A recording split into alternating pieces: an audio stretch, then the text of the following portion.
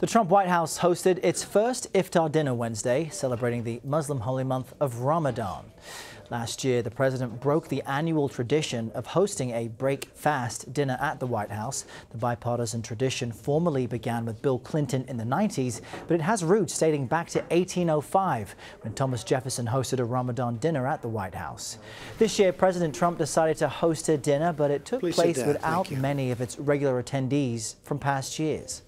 Sabrina Siddiqui is a political reporter for The Guardian, and she joins us now from Washington to speak about this. Sabrina, who does usually attend the White House Iftar dinners, and why won't they be there this year? Well, a lot of the prominent Muslim American organizations and activists I spoke with said that they were not invited to this year's dinner despite having attended in years past. So that includes groups such as the Council on American Islamic Relations or the Muslim Public Affairs Council, humanitarian groups like Islamic Relief USA. These are groups that are involved in public policy and advocacy that typically engage with the government, and they were left off the list.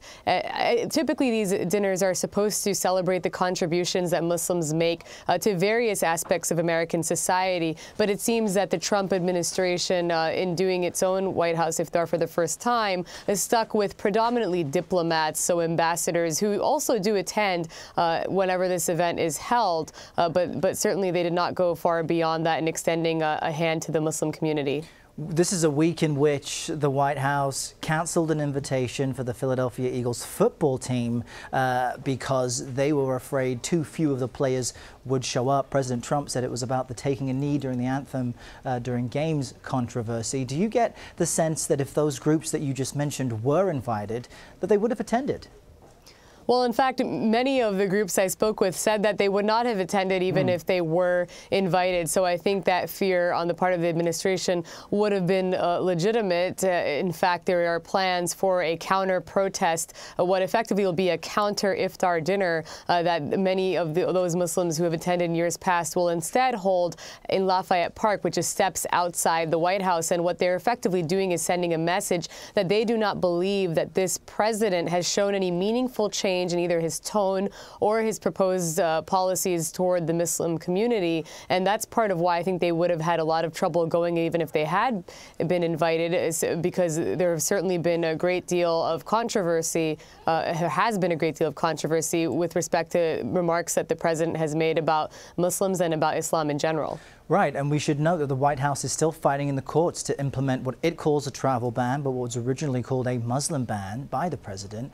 And despite that, Trump, the president, issued a statement at the beginning of Ramadan noting, quote, the richness Muslims add to the religious tapestry of America. How much credit do you think the president should receive for at least trying this time around?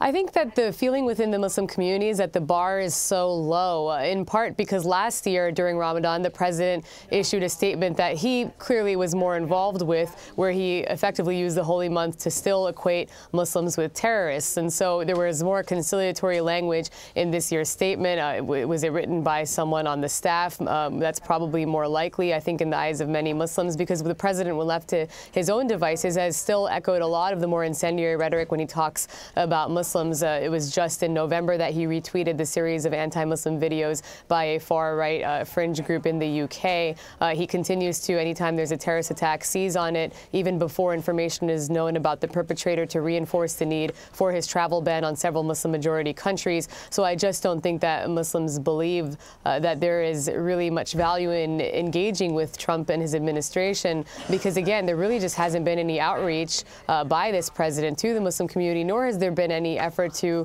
express any remorse for his proposals on the campaign trail, which, as you'll recall, most infamously included banning all Muslims from coming to the United States. All right, Sabrina Siddiqui joining us from Washington. Great to chat with you about this. Appreciate it.